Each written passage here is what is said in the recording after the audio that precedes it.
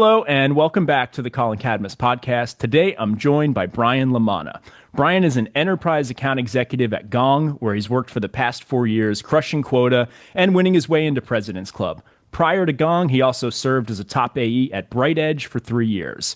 Brian is also the founder of ClosedWon, where he shares a newsletter, podcast, and sales playbooks, along with sharing his wisdom across LinkedIn and X. Needless to say, Brian has been winning the sales game for a long time, and I'm excited to get his thoughts on what he thinks is working and what isn't for B2B sales in 2025 and beyond. Before we get started, if you're watching on YouTube, please take a moment to subscribe to the channel, like the video, and leave us a comment if you have questions or feedback. If you're joining us from Spotify or Apple Podcasts, please drop us a review and let us know what you think of the episode. This is much appreciated.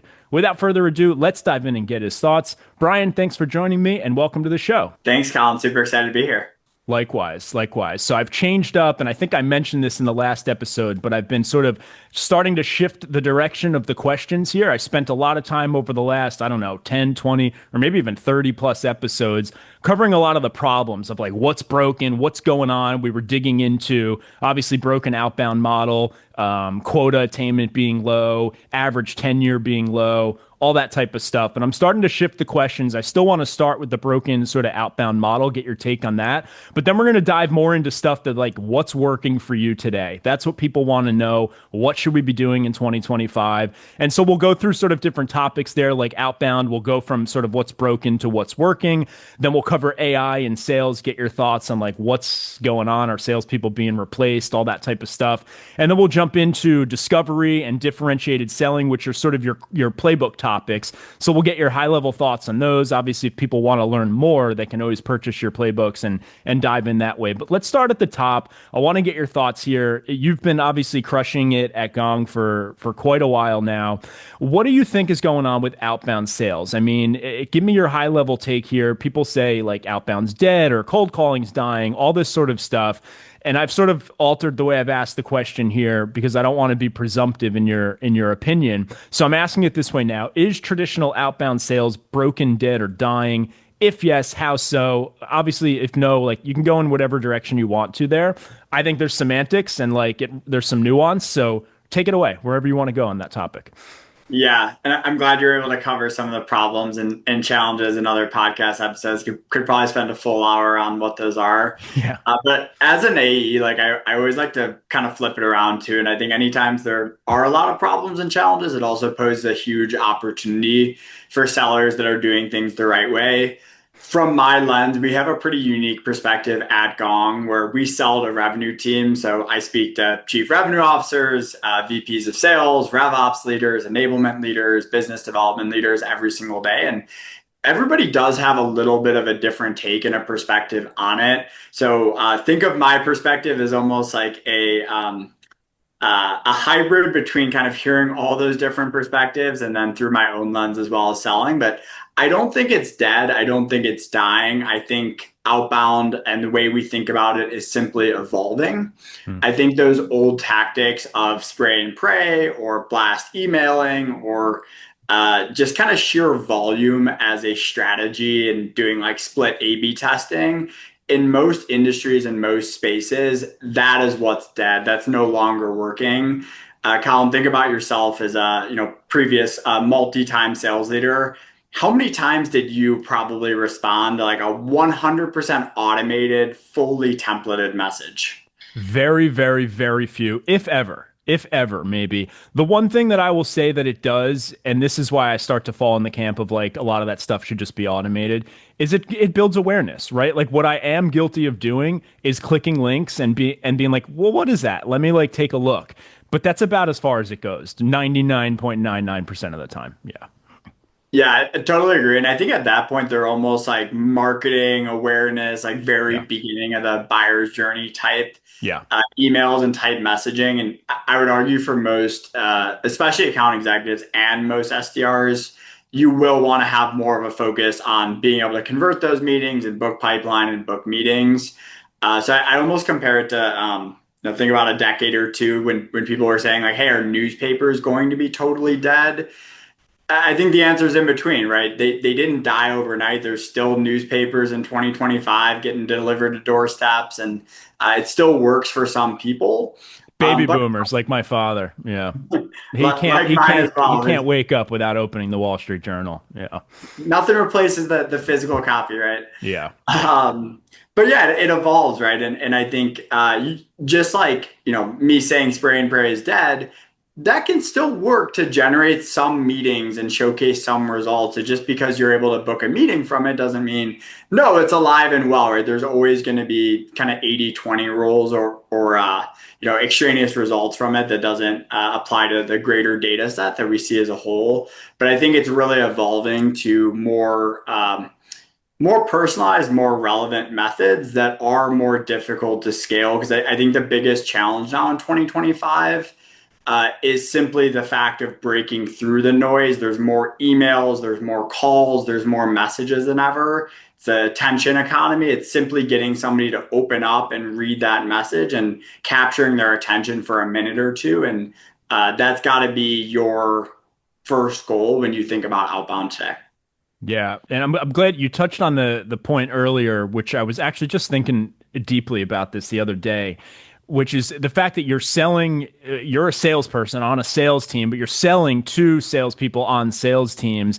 And, it just sort of clicked in my head. I mean, I always kind of knew this, but was really thinking about it the other day for some reason of like, I think that puts you and like folks who sell outreach or something, sort of in the similar camp. It puts you in a different level of understanding this world because you're living in it, but you're also everyone you're talking to is living in it. So you're getting similar to me as a consultant. You're getting this wide range of experiences, and so I find it particularly interesting to get sort of this feedback from folks. Now, of course, you could make the argument of like, also, well, you're selling Gong. And so maybe that's easier in some ways because people actually want what you're selling. And so, it goes both ways. But I think you guys have just this very holistic view by having, speaking to so many people. It's like if you're selling, marketing solutions to doctors, it's like you're spending actually most of your day thinking about marketing for doctors, not thinking about sales, but you're actually doing it across the board. Like when you're in your job, when you're preparing for your job, all those meetings are on the same topic. So I always find the take to be particularly insightful there. And I think you hit the nail on the head, right? Everything's evolving away from spray and pray, from all this stuff. I'm curious to ask, though, from your experience specifically at Gong, have you guys sort of seen that decline as well that people are describing in the industry on just general outbound? Like, has it also just gotten a bit harder for you guys as well, even with the big brand name? Yeah, I'd say we're having thus far. We just got warned about social media guidelines, so it's flashing through my head. But we're Only having say what you can, yeah. our best year from a pipe gen perspective so far. But we've made a lot of pivots. Of course, we do have the great brand name behind us, which I think obviously helps, and it would be silly for me to completely ignore that piece as Yeah. part of what could be driving some of those results. But what we've really pivoted to is I'd say more of the unscalable methods that you can't just load into Chat GPT or hit an AI button and get that message out to 50 different people. It's the unscalable methods. Like we put a huge emphasis on warm introductions and looking at like team link connections.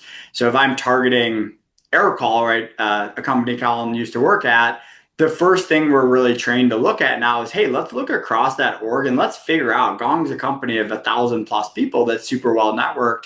Is there someone at Gong that knows someone over at Aircall?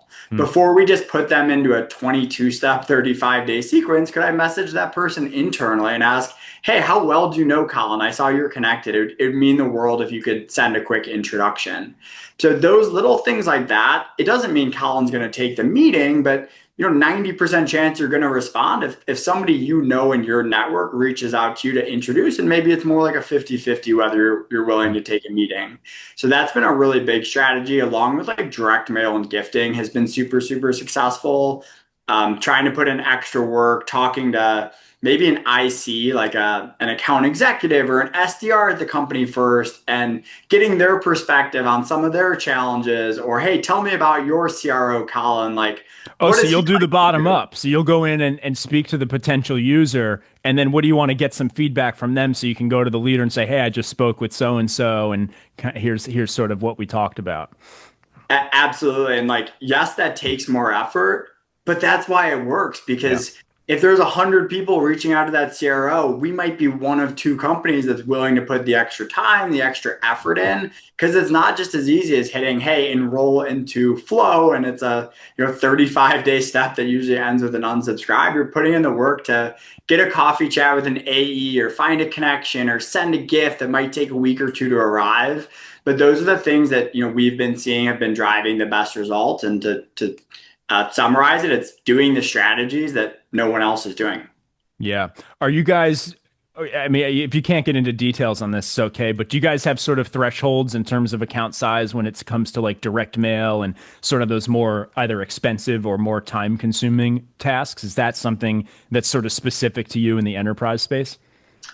We do at each segment, but I think gifts don't need to be expensive, nor does direct mail. I'll give you one example, Colin, that I found out a chief revenue officer about a year ago, just by Googling his name and going to the website. In his bio, it shared that he met the CEO playing ping pong.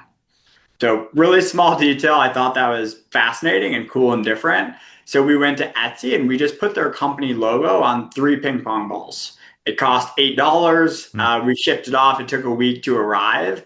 And I put a message together kind of with an analogy back to ping pong and putting a spin on things and using a lot of puns of some of my research and why I thought they would be a good fit for Gong and our offering. And they don't need to be, sending somebody a, $100 bottle of whiskey or, alcohol related things. It can be those sub like $15, $20 items, but has a little bit of like meaning, not just like a canned gift that like, again, that you're blasting out to 20 prospects, like make it relevant for Collin and Collin only, so much so that if anyone else got that gift, it would be confusing and it just wouldn't make sense. And that should be Got your it. litmus test.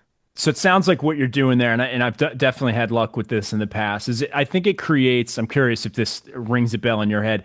Is it almost creates like a sense of guilt if they don't reply, right? If you had sort of sent something personal to them, do you find that that's sort of the effect that it tends to have? I think it is getting at the concept of reciprocity in the fact that if you do something for them, Hmm. they're more likely to respond or do something for you. Yeah. My key to gifting personally is I'm not going to do that as like step 7 in my process. It's not like I'm going to call Colin 3 times first, send 3 emails. Then the gift almost sounds like it seems like a last ditch Hmm. effort and like a quid pro quo. Yeah. I'm also, when I send that gift, I'm not going to send an email after being like, hey, because I sent you this, let's find an hour and like, let's book a meeting so you can walk through a full demo. I think prospects are smart enough in 2025 that they know a demo or a meeting is an option. So when I do follow up from that gift, I don't make my call to action meeting with them. I usually keep it more open ended, like, hey, have you ever used Gong in the past? Or have you ever had a colleague that's talked about us before? I make it more conversational because I just think the quid pro quo with gifting can come across the wrong way as well. Yeah, we had that experience. We played around with a bunch of ideas in the past. One of the things we did, I actually can't even remember which company we did this at, but we would have custom Nikes created, like a pair of Nikes, and we would send them the box with only one shoe in it. And the idea was like, you want the other one, like, give me a call. And like, it actually worked, like in a handful of scenarios, but it turned out that like people were clearly just taking the calls to get the sneakers anyway, and some of them were a little sort of like annoyed that like we would hold it hostage and stuff. But yeah, I mean, there's so many of those creative ways. I think you're thinking about it the right way. Like you're not getting too nuanced with it. You're just thinking it's creating some awareness. It's creating some sense of familiarity. And then when you do reach out, like they're just going to be more likely. And I think social media plays a big role in that as well. Obviously, you're super active on social. So does that, I would imagine that that helps you a lot in sort of getting in touch with people, especially if you're networking in and looking for warm intros and stuff. Has that been an obvious game changer for you as well? It has. It wasn't the reason why I started sharing on LinkedIn about 3 years ago. I wasn't thinking about it as like, oh, this is going to be my weapon to generate more pipeline. But it definitely has over the past year. I've gotten quite a few responses that maybe they wouldn't have responded elsewise to an email or to a gift. And, they're sharing something in that response like, oh, Yeah. by the way, I've, followed you on LinkedIn for the last 18 months or love your content or something like that. So it's always very cool to see in my realm. And I think, I know we'll talk about it later a little bit more in depth, but I think it's been eye-opening for me how the sharing on LinkedIn and creation of Closed One has helped my work at Gong and driving more awareness. But my work at Gong also helps Closed One and what I do on the Yeah. side in terms of what I'm sharing, because I'm able to share real things that I'm doing every single day. So it's been a real kind of multiplier effect with both. Yeah, it definitely helps that you're selling to salespeople and you're creating content about sales. I mean, it's the best niche to sort of have in that regard because it's just everything you're doing and talking about is all on the same topic. So, look, I think we sort of jumped ahead into like what's working, but is there anything else you want to add in there of like what's actually working today for Outbound, things that people should be thinking about or doing, or maybe you want to highlight something that like stop doing that, like big mistake people are making? I would say that you got to think about your prospect at the end of the day, and like every prospect is different. Like some people will respond to the gift on their doorstep, other people still pick up their phones for random numbers. I don't personally. Others are really responsive over email. So I think in today's age, like just because I'm leaning into warm intros and gifting more, it doesn't mean there's not a place for all of those strategies. And I think you really have to mix up those mediums because you don't know how that prospect on the other end, what they're most likely to respond on. The key for me, though, is when I do find a prospect I want to reach out to and say I send that gift to Collin, all my messaging revolves around that like one point of view or that one piece of really strong research, and then I repurpose it. So if I email to follow up, it's in relation to the gift I sent, right? And some of the research I Mhm. did. If I give him a call, it's me referencing the gift and some of the research I did. If I send him a message on LinkedIn, I'm usually copy and pasting the email I already wrote and making a couple tweaks to make it more LinkedIn friendly. So in this economy of attention is really hard to grab, there's a really good chance just because they didn't respond, it doesn't mean they saw your previous notes. So continue to repurpose your content and use that across a lot of different mediums: voicemail, calling, email, LinkedIn message, so that you can be hopefully impossible to ignore. Good stuff. Let me get your thoughts. Actually, I'm going to just add in a little bonus question here while we're on the topic. Any thoughts on the new sort of Apple, cold call screening functionality? I'm sure you've seen this. If you haven't, let me know. But any thoughts on that? Do you guys have any initial plans on how to sort of navigate that at Gong? Yeah, I believe iOS 26 in Yeah. September-ish timeframe. I'm personally excited about it. I think anytime there's a major shift, it does present an opportunity. Again, I'm sure a lot of people think, oh, it's going to kill cold calling, or I'll Yeah. probably see 50 LinkedIn posts with that exact same hook, and I'll scroll past them as normal. But I think it presents a really good opportunity because if they are going to see that kind of initial text, I think about it like a cold email. They see the subject line and they see the preview text as well. That's basically what you're able to get now in front of a prospect before they even decide to pick up your call. So it's going to be really important to make sure you have a punchy line where it's not just like, hi, this is Brian LaManna Yeah. following up as your new enterprise AE over at Gong. Your prospect does not care that you're the new rep. I promise you. Hmm. Instead, lead with that like observation or hook, the same way you'd write a really strong email where it's like, hey, Collin, I saw the team just launched into manufacturing and medtech for the first time, and your CEO, Karen, said, dot, dot, dot, right? That's a really good hook where I'm going to be like, oh my gosh, like I might want to take this call. I don't think people are like allergic to cold calls in general. I think people are allergic to bad cold calls and Hmm. reps that just pitch a script at them and won't leave them off the phone. So I think if you're a really good rep, I think it can further the distance between yourself and everybody else.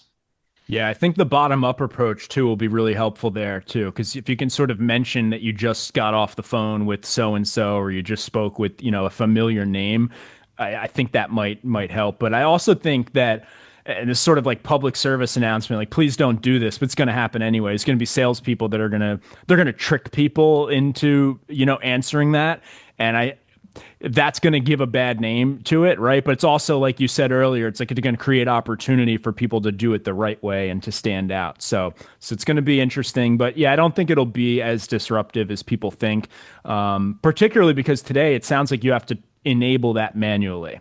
You don't like your phone's not going to by default have that turned on. So for that one reason alone, I don't even think it's going to have a big impact. But if it does become a default thing, like honestly, it's not that different than people sending calls straight to voicemail and looking at a transcribed, voice message or something. So Yeah, and I would just call out with that. There will be some bad actors with it, and yeah, it will not work for those people to do that. You might get them to pick up the phone, but right. they're not That's going as to take far the as you're going to meeting. get. And if Yeah, 1 out of 10 do, they'll probably no show you. yeah. So off of that vein, if you're a seller and you're going to call out like, "Hey, I just spoke with Jimmy and XYZ," call out specific company like unique verbiage that truly shows that you had that conversation and like it wasn't just online research. So as an example, if you were selling to Gong, we just released a new product called like our AI briefer, and we have a conference coming up called Celebrate. So if you're able to insert like AI briefer or Celebrate into that message,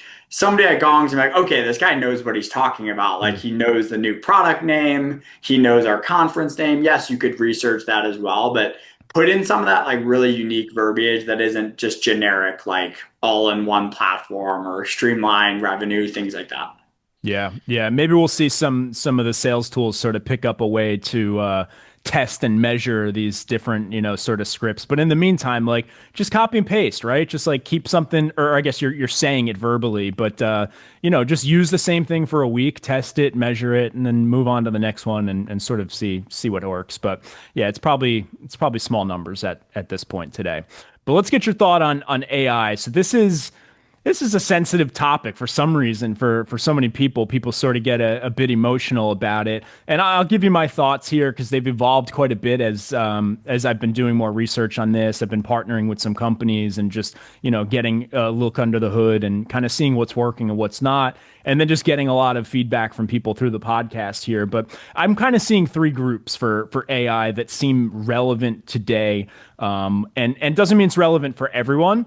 But sort of three areas that I think are worth looking at and considering. One is the obvious, and when I want to get your thoughts on this as well. One is the AI SDR, right? Like if you can find a way to implement that and you have I don't know, a process that's repeatable and scalable enough, that can make sense. Doesn't mean it does for everyone. I think it was Jake Dunlap who put out a good post today breaking down the cost difference between an AI agent versus an SDR agent. Now, there are companies that just wouldn't make any sense for, right? But then there are some where it totally does. And particularly when like cost is a problem or their production is so consistent that they're actually at the point where the only problem left would be to reduce cost, right? And that can happen when things are actually just going so well with humans that you're at a point where you're just like, all right, we're just running this machine every day. Like, how do we bring down the cost? And there's a lot of scenarios like that, but I know people get very emotional on this one because, they tend to think that it's like either all SDRs are losing their job or not.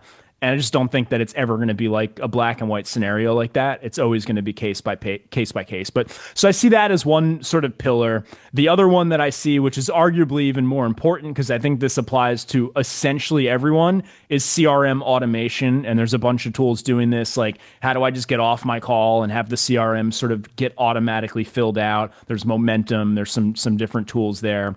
So I think that those are big. And the second one probably being the most relevant for the largest pool of people. And then the third one, I'm also interested to get your thoughts, and you can go wherever you want on this topic, but this third one I'm seeing pop up more, and I think that this is something that we need to pay a lot of attention to, which is demo automation or product guided tours. There's a company I've been looking at called Consensus. I think their website is goconsensus.com, and what they're doing is automating the demo portion, right? And they're kind of going off of, and I think you talk a bunch about Gartner and a lot of the stats about buyers want to get like 80 or 90% of the way through the buying journey before they get on a phone call with a salesperson. They want to kind of come prepared and well equipped. And I suspect that it's not going to be the same for every type of product, but I think there's going to be a lot of instances now where buyers are just going to want to go through the demo on their own with an AI before they even decide to get on the phone with Brian or, start talking turkey. And I think that that's a good thing for us because it's where we probably are wasting a lot of time repeating the same product tour, product demo over and over. And so I think AI is going to be very creative there, and Consensus looks like they're on the right path with that. And I would check it out if someone needs like if they're thinking about this. But what I've noticed in the past is you would have these sort of automations where people can like pick some topics they want to demo on and it'll like cluster together like this weird video, but it was never executed really well. But I think with AI it can be potentially smart enough. So those are kind of the three areas that I think are important today. No, I don't think salespeople are like all losing their jobs to AI or anything, but where do you want to go on that topic? I mean, what comes to mind? What's hot for you there? Yeah, no, great thoughts. And I've seen all three of those to different degrees across our customer base and across our conversations we have. I'd say the big theme, I'll zoom out a little bit and then I'll get a little bit more specific. The big kind of theme that I would say we see is that there's more of that AI opportunity for automation and potential replacement down market, or when you're targeting like a very high volume of accounts and you have a lower average sale price or a really short sales cycle that is very predictable, repeatable. You might show the exact same thing every demo, or you talk about the same thing on every SDR cold call. There's only so many certain objections versus like an upmarket solution. Like if you're selling AWS or you're selling Snowflake to an enterprise, it's a 12 to 18 month cycle. You have an internal buying committee of 20 people. There's so many different, if you think about like a decision tree, there's so many different variables in there. And it's so nuanced in terms of who you're selling to and their specifics that it's really difficult. And I think it will be for a very long time to do any like replacement there. But I still think AI can be used by those teams to be more efficient and more productive. I think the biggest area we've seen AI impact at Gong for our customers is making reps just more productive and efficient in general, whether you're an SDR, an AE, a customer success manager. And thus you might have a larger deal capacity that you're able to work. So I'll give you an example. The deal capacity is just like the amount of opportunities or accounts each rep can work and be able to like fully execute on without missing the mark. So a simple example would be if Acme as a company has 100 deals that they're working at a time, if their deal capacity is typically 10, that means they would need 10 reps to work those 10 deals each to fill up capacity, right, of 100 total opportunities. If AI is going to make all those sellers more efficient and productive and deal capacity accelerates to 20 instead, that means that company, they don't need 10 sellers to handle 100 opportunities. They only need 5, right? Because all 5 of those reps can handle 20 each. And that evolution is right, kind of slowly happening over time where deal capacity is continuing to increase. And what CRO wouldn't want to be able to give their top 50% reps 100% of their accounts or 100% of their opportunities and be able to let go or not hire back maybe the bottom 10% or bottom 50% in this example and give them instead all of the best performers and the top reps. So those little things that are making those reps more productive, you mentioned a Collin like CRM automation, but it's everything from like pre-call. So it's maybe in the past it took them a half hour to prep for a call. Maybe with AI, they can do it in 5 to 10 minutes. After a call, instead of having to update notes back to CRM and log their call and update Medic, if a solution can do that automatically for them, and it used to take them 20 minutes and now it takes them 0 minutes, that's more time back in their day. If they had to write a follow-up email after that call that usually takes 15 minutes plus reviewing the call, if AI can write that and the seller can just make some edits and it takes a minute or two, well, over the course of a day, they're going to have hours and hours back. And instead of taking, maybe 4 or 5 calls per day, they can take 6, 7, or 8 calls per day. And I think that's kind of the broader theme we're seeing where each rep is able to be more productive and efficient which trickles through to a company's bottom line because they don't have to pay as many account executives, right? 200, 300,000 on an annual basis because they're very expensive. Yeah, you hit it out of the park, man. The first distinction you made is a really good one, and I often forget to highlight that like I come from a mostly SMB background, very transactional. So and I completely agree with you when it comes to automating essentially anything other than I mean back end work. If you're automating anything that is on the sales side, like the outreach or the demo or something like that, like it's going to be significantly more valuable and more necessary for the SMB transactional world because you're just repeating the same thing so many times over and over. And it just becomes a numbers game at a certain point. In the enterprise space, I mean, you guys are excited when you finally have a demo, right? Because it's a small volume. I mean, it's probably quite large for Gong, but like, in certain companies, it can be very small. Like your account list in total may not be that big. So the last thing you're really thinking about is like, how do I save some time and automate like part of that demo? It's just not the problem that is being focused on. So I think you hit the nail there. And then the piece about like how to actually measure it with capacity, that's the way to think about it right now. And that's actually how people should be thinking about what tools are relevant for us today. It's really, well, which ones can help you increase your capacity, right? If at Gong, you guys are running, 50, I don't know, demos a day, and you're spending the bulk of your time walking people through the product, it might be worth testing like a consensus. Like, do people go through the product first and then come to us with questions? But if that's not where you're spending the bulk of your time, then it really doesn't even make a bunch of sense, right? And it's the same thing with AI SDR. If these companies are, spending the most of their time researching accounts and blasting out emails, and it's just like you have this huge bloated SDR team feeding like 5 AEs that are, like it might make sense to try to automate that stuff. But so that's the right way to think about it. You hit the nail on the head there. Let's jump into your playbook topic here. What's the key to successful discovery in modern sales is what I put here, but I forget modern discovery is the topic of your playbook there. What do you want to go through there? What's hot? What should people know? I think that the general key that a lot of people might miss is you need to be able to build on it call after call after call. A lot of people think of discovery, and I blame sales ops probably a long time ago for naming it as a sales stage at most companies, but they think about it as that like first or second stage where it's that we're in the discovery stage. So this is my chance and my time to run discovery. I think that poses a couple problems. One, it puts pressure on yourself as a seller to get everything you need during that stage, which can sometimes not lead to a great buyer experience if you're running them through MedPick or It's their the decision worst. It's the process. worst. Just sitting there answering those endless questions. Yeah, and there's no context wrapped around them. Yeah.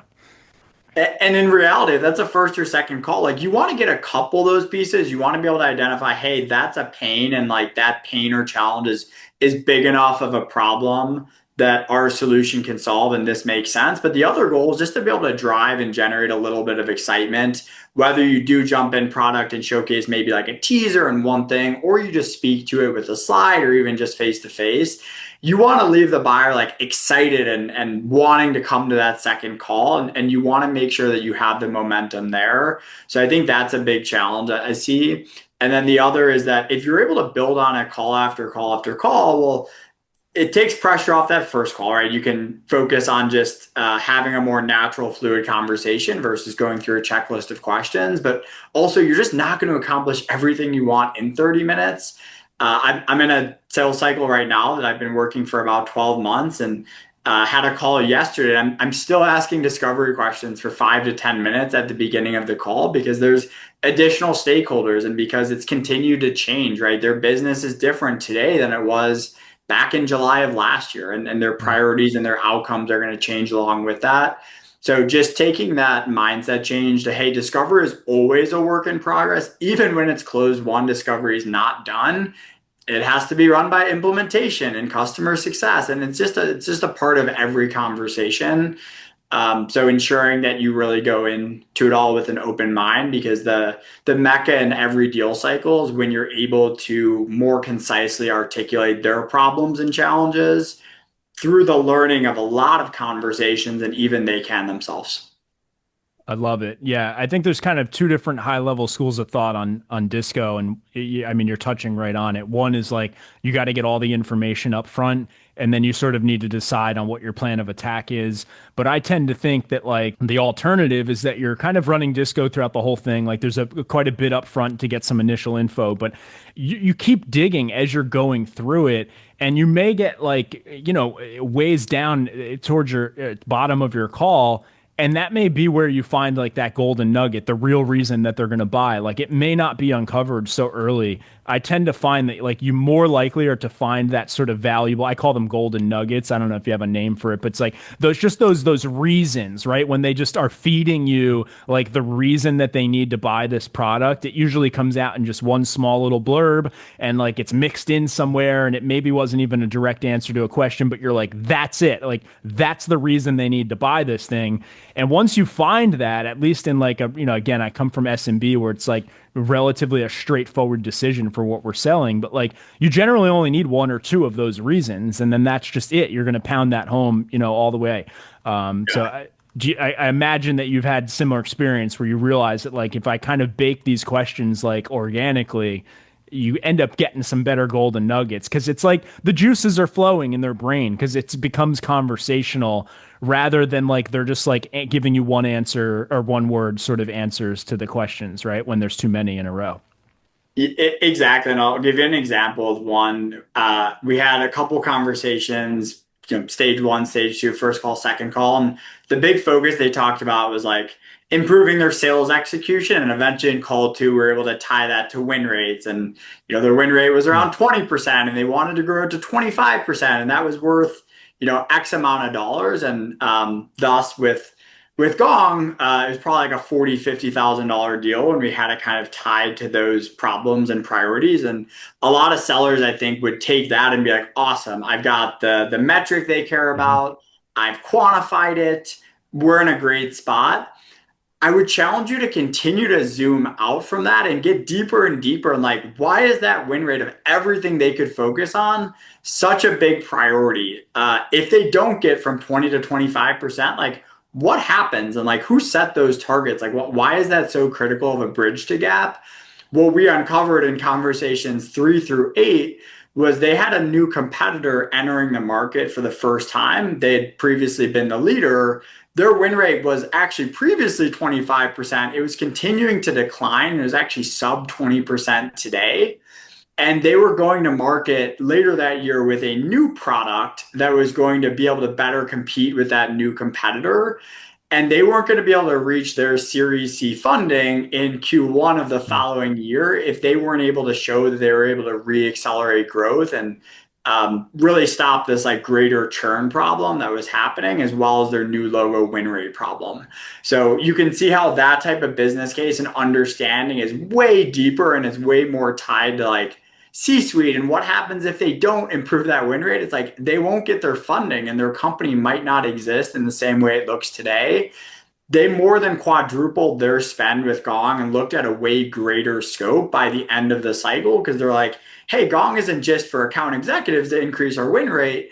We need to make sure the entire company is able to rally around this new product launch because it's our key for 2024. So they needed BDRs in on it. They needed customer success managers. They needed sales leaders. They needed revenue operations to take a look at the data.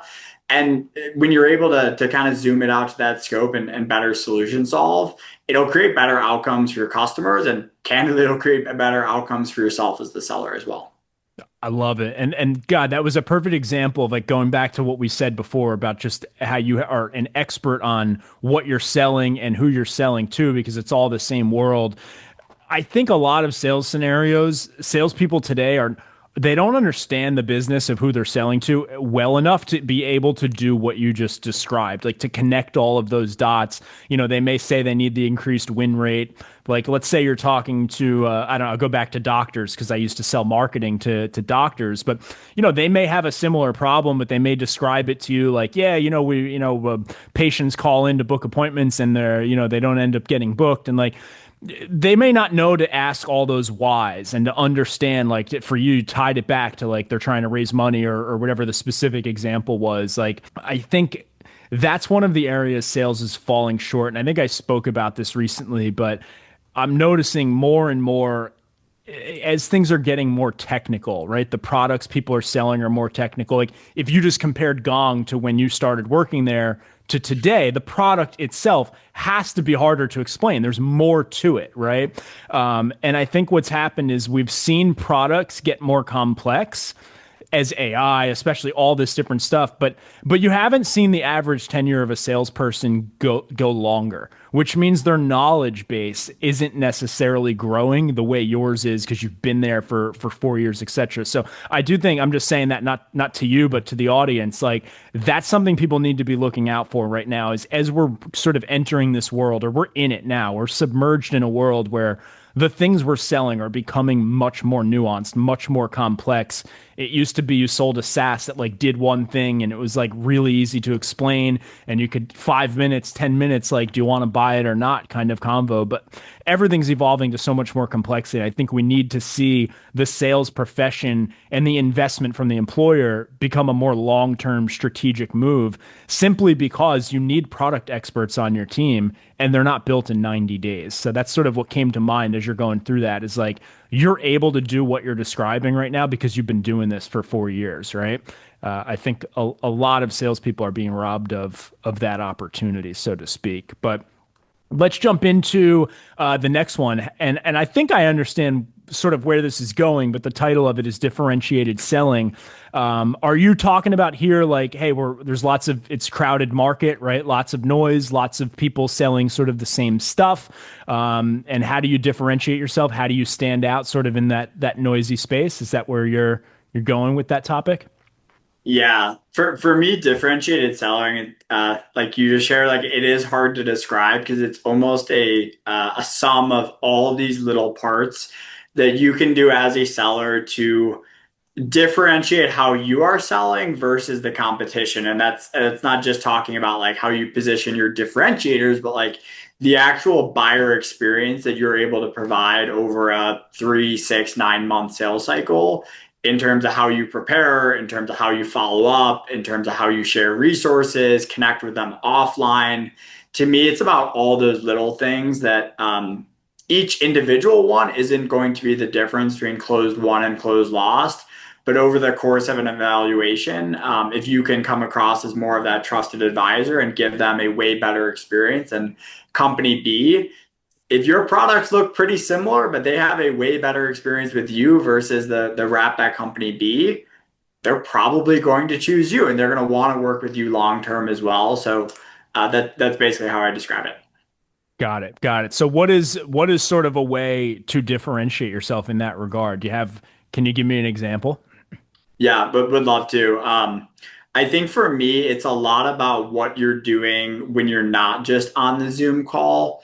As you referenced earlier, I shared a post with it the other day, but like 80% plus of buying today happens offline versus online. But I think for us sellers, we think like it all comes down to how I execute on this demo, or it all comes down to this big presentation.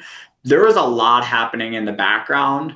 So I think about selling in kind of two different motions. It's, hey, what's our process as the seller, but also what's their process as the buyer? And just doing all the little things, creating out one-to-one notes. If there's 5 people that join your demo, I'm going to send a group follow-up, and I'm also going to send one-to-one notes the following day to each individual person, referencing what they shared in that conversation and trying to add a value add. So if Collin and 4 other people joined the demo yesterday and Collin asked a couple of questions around like, hey, what does your Salesforce integration look like? I'm going to follow up with him one-to-one 2 days later. Say, hey, Collin, really appreciate you taking the time again on Monday. It was great meeting you for the first time. Re-listened to our call. I heard you ask about what the Salesforce integration looks like, and I know we didn't have time to deep dive into it. Here's a resource on it, and here's a 2-minute video I made. Let me know if you'd want to connect with a sales engineer on our team to dive into it further. So I'm really trying to think at like each and every step, both before the call and after the call, how to continue to add value to every single stakeholder that we start to kind of pile up over the course of the evaluation. I love that. Actually, I'm curious. Do you also see the rest of the group, or are you specifically like, hey, this was one question for one person, So I'm sort of intentionally just keeping this one to one, or is it case by case? How do you think about that? For those, it's one to one. So if we had the big demo on Monday, that same day, Monday afternoon, I'm going to send a group follow up to all those people. And then on Tuesday, I'm going to send the one to one notes with like a hyper specific note only that makes sense for Collin based off our conversation.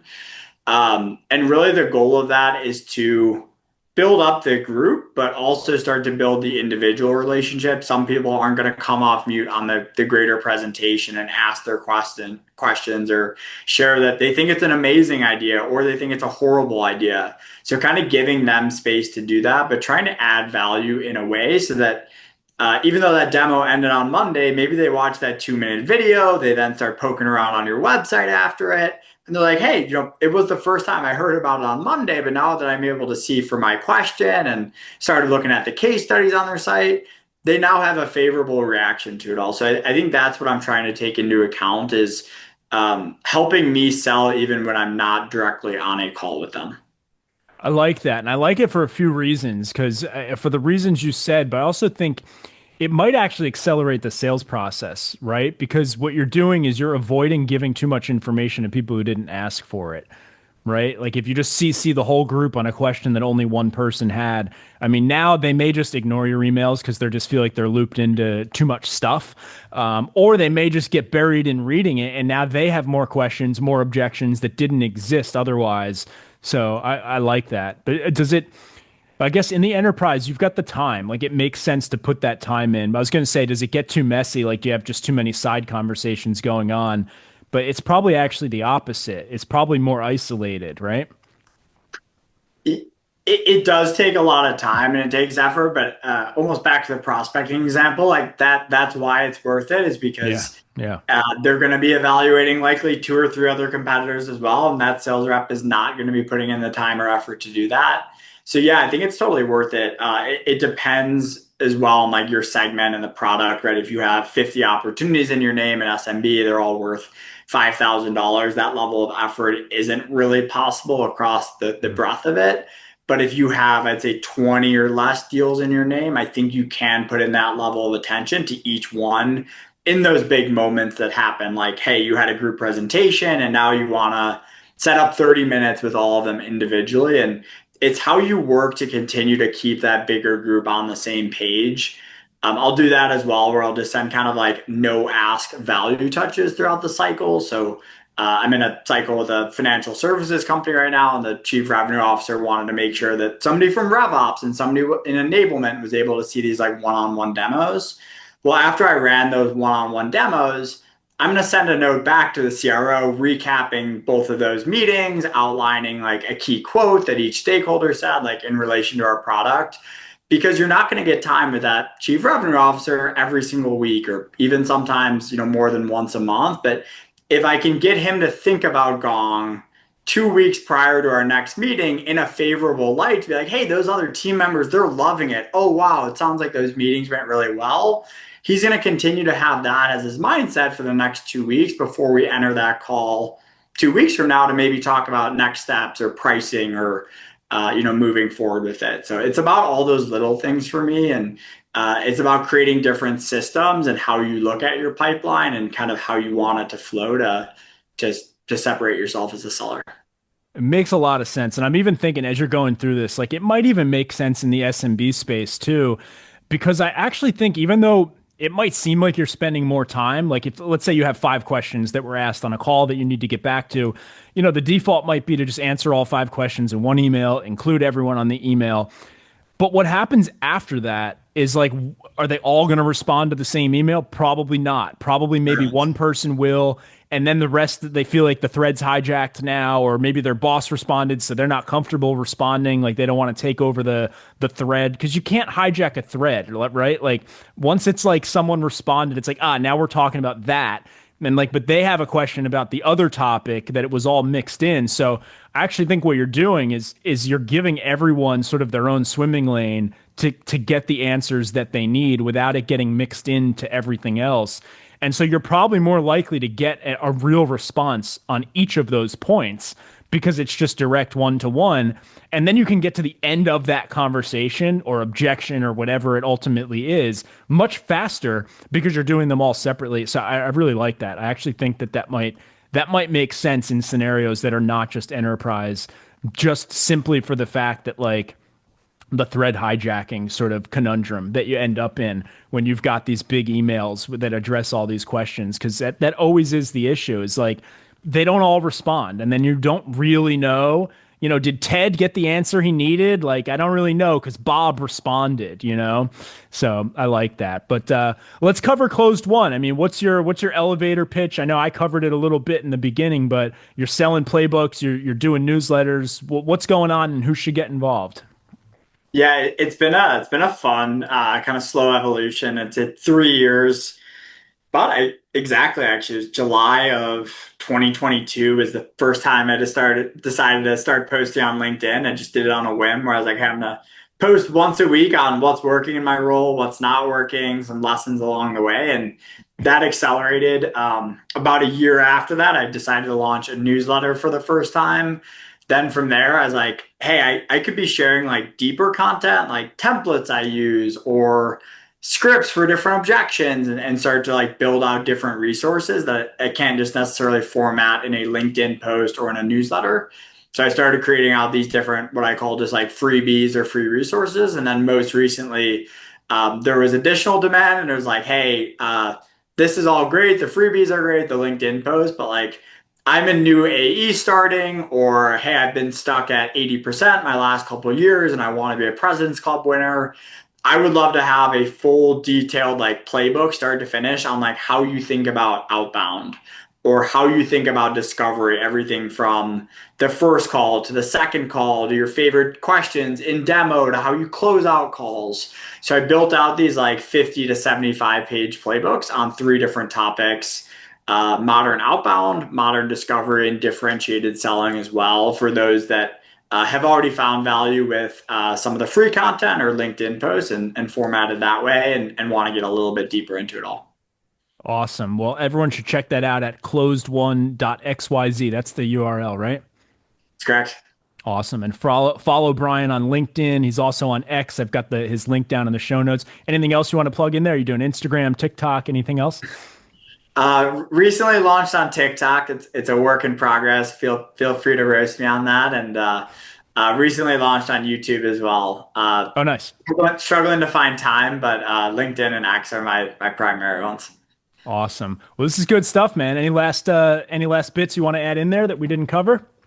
No, it's been a blast. And Collin, I followed you for many, many years before I even started posting on LinkedIn. And it was just a pleasure to get to meet you today and to get to hear some of your thoughts on these topics as well. Likewise. It's another one that I feel like I know you. Like, there's so many faces that I just see so much and I'm always reading. It's like kind of feels like we're coworkers, and then we get on these calls and it like feels it's like a weird thing. Like you feel like you already kind of know the person, but you don't.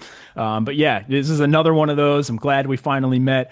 Keep in touch and let me know if I can be helpful to you in any way. Awesome. Thank you so much.